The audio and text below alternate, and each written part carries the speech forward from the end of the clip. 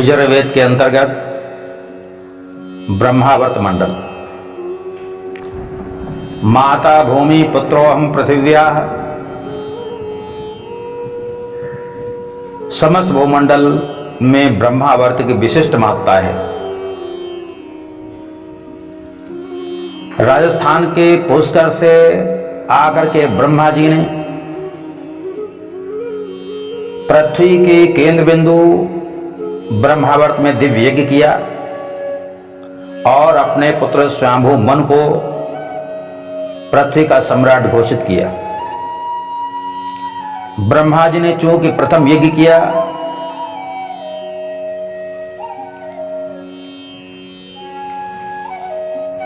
इसलिए इस स्थान को पृथ्वी का प्रथम तीर्थ घोषित कर दिया। ब्रह्मा जी ने यज्ञ के माध्यम से नारायण की उपासना की। यह अद्भुत रहस्य पूरे विश्व को बताया। स्वयंभू मनु प्रथम विश्व सम्राट बनकर ब्रह्मावर्त से समूची पृथ्वी की देखभाल करने लगे। मानव सृष्टि का केंद्र बिंदु बनाइए। यहीं पर यज्ञ भगवान ने रह करके यज्ञ का फल पूरे विश्व को प्रदान किया। भगवान के 24 अवतारों में 11 अवतारों के चरण इस दिव्य ब्रह्मावर्त क्षेत्र में पड़ चुके हैं। सांख्य शास्त्र के रचयिता भगवान कपिल जी की माता तथा श्री विद्या की खोज करने वाले कर्दम ऋषि की पत्नी मनपुत्री देवहूति का जन्म यहीं पर हुआ था। भगवान शिव के ससुर दक्ष प्रजापति की ससुराल ब्रह्मावर्त ही थी। परम भक्त ध्रुव का जन्म ब्रह्मावर्त में ही हुआ था, जिन्होंने पूरे विश्व को शिक्षा प्रदान करी कि यदि बाल्यावस्था में भी भगवान की उपासना कुछ समय कर ली जाए तो हरि की कृपा मिल जाती है। ध्रुव जी के वंश में ही भगवान नारायण ने महाराजा पृथु का अवतार लिया। देवी लक्ष्मी जी ने अर्च रूप से अवतार लिया। 100 अश्वमेध यज्ञ इसी दिव्य पावन तीर्थ में हुए। यज्ञ विद्या के प्रभाव को पूरे विश्व को परम पुरुष नारायण ने बताया। इस यज्ञ में साक्षात भगवान नारायण प्रकट हुए और समस्त जनता को दर्शन भी करवाया पृथु भगवान ने।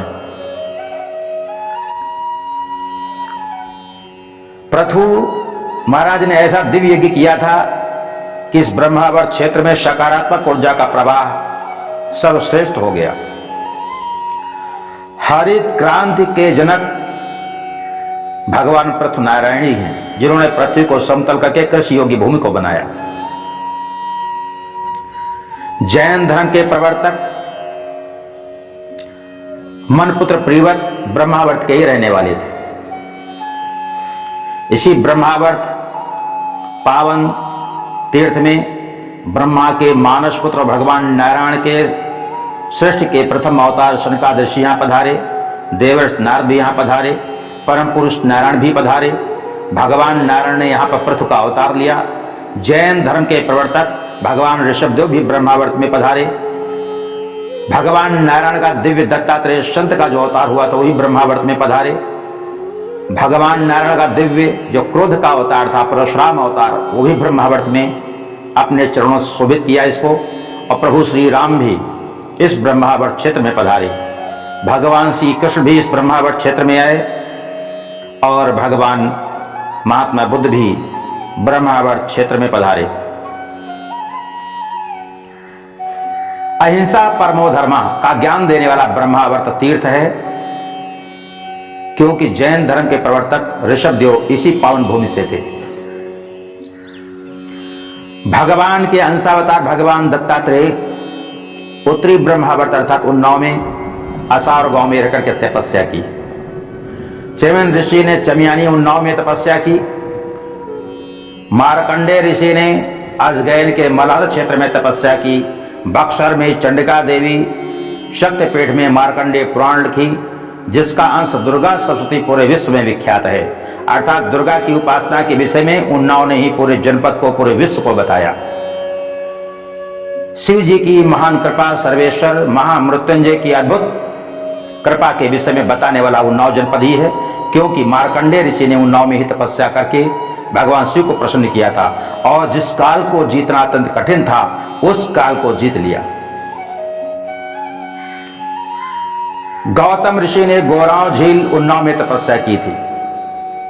भगवान श्री राम ने उन्नाव की माटी, उन्नाव के पानी की महत्ता को अपने पुत्र लौह कुश के माध्यम से पूरे विश्व को बताया कि हमारी त्रैलोक्य विजयी सेना भी उन्नाव के पानी, उन्नाव की माटी से हार गई।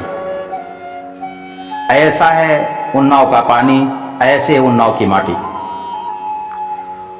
उन्नाव का पानी पीकर, उन्नाव की माटी में रह करके परचंदन गांव में और पैसरा फतेहपुर चौरासी में भगवान परशुराम ने तपस्या की। सहस्राभाव अर्जुन की भुजाओं को काट डाला। 21 बार दुष्ट शासकों का विनाश करके उन्नाव की पानी और माटी की महत्ता को बताया। ब्रह्मावर्त क्षेत्र के अंतर्गत जो उन्नाव जनपद है, इस उन्नाव जनपद के बांगरमो में द्रौपदी को अर्जुन ने पानी पिलाया और उन्नाव की पानी, उन्नाव की माटी के विषय में द्रौपदी को बताते हैं। महर्षि वाल्मीकि ने परियर और बिठोर में रह करके यहां का जल पिया, पवित्र वायु में यहां तपस्या की और देवी सीता लौह कुश का पालन किया। उन्नाव के सचान कोट में महात्मा बुद्ध पधारे, लोगों को बौद्ध धर्म की शिक्षा प्रदान करी, समभाव का ज्ञान प्रदान किया। मावरामा क्षेत्र के श्रवण गांव में श्रवण कुमार निवास करते थे, उनके माता पिता रहते थे। इन्होंने माता पिता की सेवा करके पूरे विश्व को एक दिव्य सूक्त प्रदान किया, मातृ देवो भव पितृ देवो भव। पुत्र के लिए इससे बड़ा दूसरा कोई धर्म नहीं, एक ज्ञान प्रदान किया।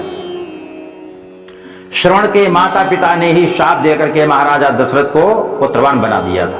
अर्थात उन्नाव का शाप भी मिल जाए तो भी कल्याणकारी होता है।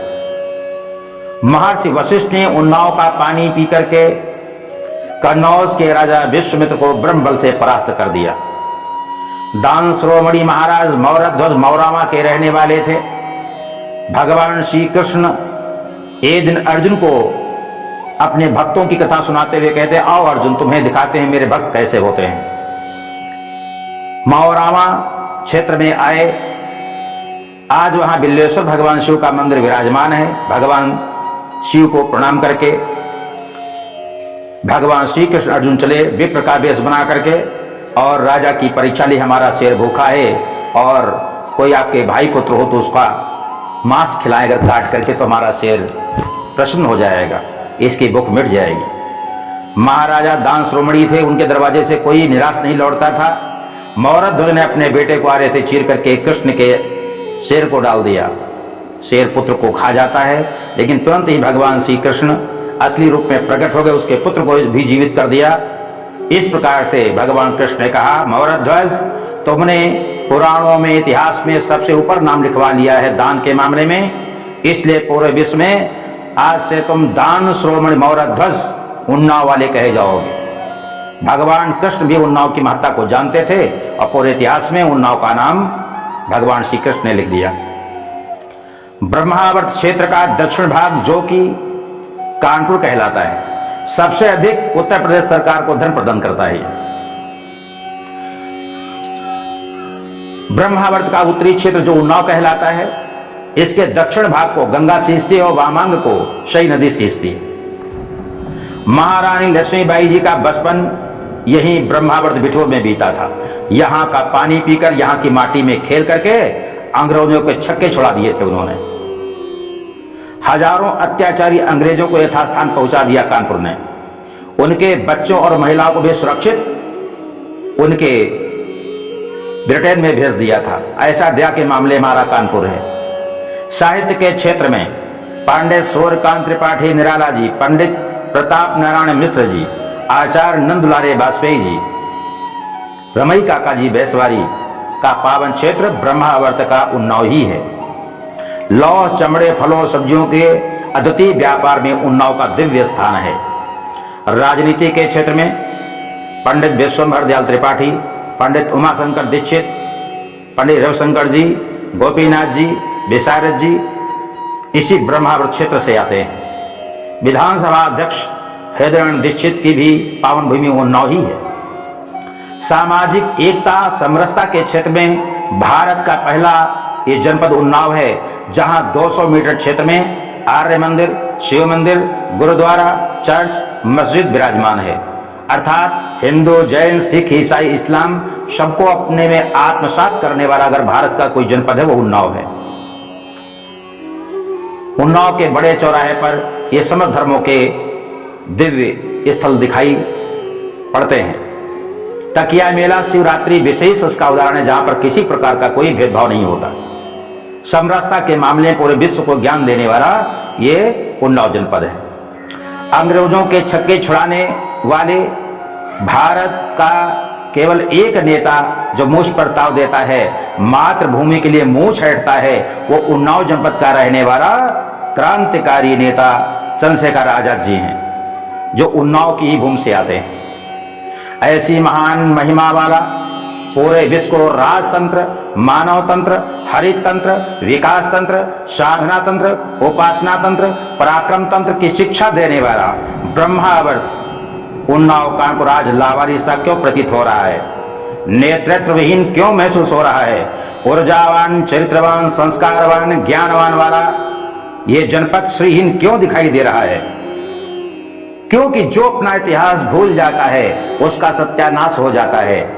आइए सोचिए, हुंकार भरिए और अपने गौरवपूर्ण इतिहास को जानिए, ताकि अपनी मातृभूमि मुस्कुराकर कह सके तो मेरी सफल संतान है, तो मेरी सफल संतान है।